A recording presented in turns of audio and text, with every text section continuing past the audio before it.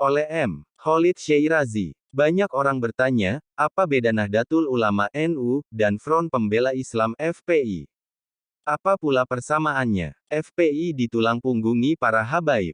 Untuk urusan tazim kepada habaib, orang NU tidak ada duanya. Sejak kecil, para santri dididik menghormati keturunan Rasulullah. Di Pekalongan, kota kelahiran saya, salim dengan Habib merupakan berkah luar biasa. Karena itu, jika sowan atau bertemu Habib, salamannya tidak cukup cium tangan sekali, tetapi berkali-kali, dibolak-balik. Kalau tidak percaya, datang ke Pekalongan, sowan ke Habib Lutfi atau Habib Bakir. Insya Allah akan jumpa bahwa yang salaman ke Habib dengan cara tangan dibolak-balik itu bukan hanya santrinya, tetapi juga kiainya.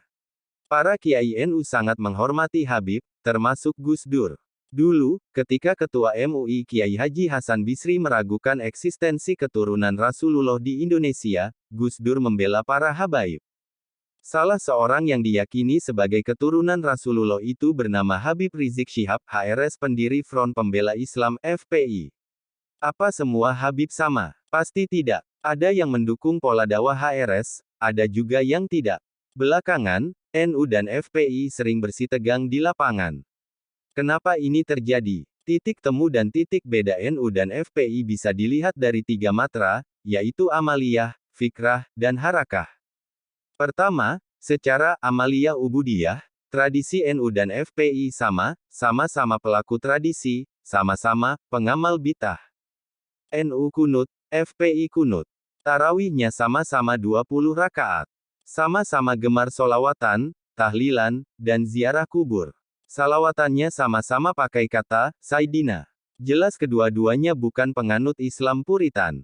Karena itu, FPI pasti tidak cocok dengan aliran Islam yang mengusung agenda purifikasi. Dalam soal ini, FPI akur dengan NU dan bentrok dengan Wahabi, HTI, Islam modernis, dan aliran lain yang agendanya adalah memberantas TBC tahayul, bid'ah, dan curafat. Kedua, secara fikrah, FPI akur dengan NU dalam fikrah diniyah, pemikiran keagamaan tetapi, bentrok, dengan NU dalam fikrah siyasiyah, pemikiran politik. Dalam fikrah diniyah, NU dan FPI sama-sama pengikut ajaran Abu Hasan al-Asy'ari dalam tauhid, pengikut Imam Syafi'i dalam fikih, dan Al-Ghazali dalam tasawuf. HRS, dalam berbagai kesempatan, menegaskan dirinya sebagai penganut Asy'ari dan menyerang itikad Salafi Wahabi. Oleh para pengikut Wahabi, HRS juga kerap dituduh Syiah, sama seperti Kiai Haji Said Akil Siroj, Ketua Umum PBNU. Dalam fikrah siyasiyah, FPI berseberangan dengan NU. NU menyatakan NKRI final, dalam bentuk sekarang. HRS menginginkan NKRI bersyariah. Agendanya seperti Piagam Jakarta. Dalam isu ini, FPI bentrok dengan NU dan punya titik temu dengan sejumlah ormas Islam yang mendukung agenda formalisasi syariat Islam, entah itu HTI, Wahabi, atau sebagian partai eks-Masyumi yang mengusung isu formalisasi syariat Islam. Ketiga, dalam harakah gerakan NU dan FPI cenderung bentrok. Dakwah NU mengusung prinsip tawasud moderasi tasamuh toleransi tawazun proporsional, dan itidal tidak berat sebelah. NU juga meyakini prinsip yaitu alon-alon, bertahap dalam dakwah dan mengamalkan syariat Islam. NU mengayomi budaya dan meyakini syariat Islam bisa diterapkan secara swadaya oleh masyarakat, tanpa legislasi dan campur tangan negara.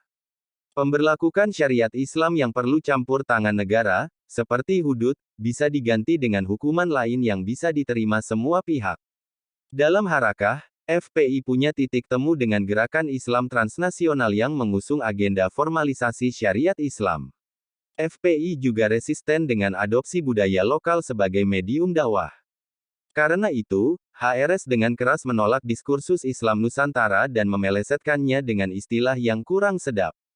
Ala kulihal, dari 3 matra, 1,5 FPI cocok dengan NU, 1,5 yang lain FPI berbeda dengan NU.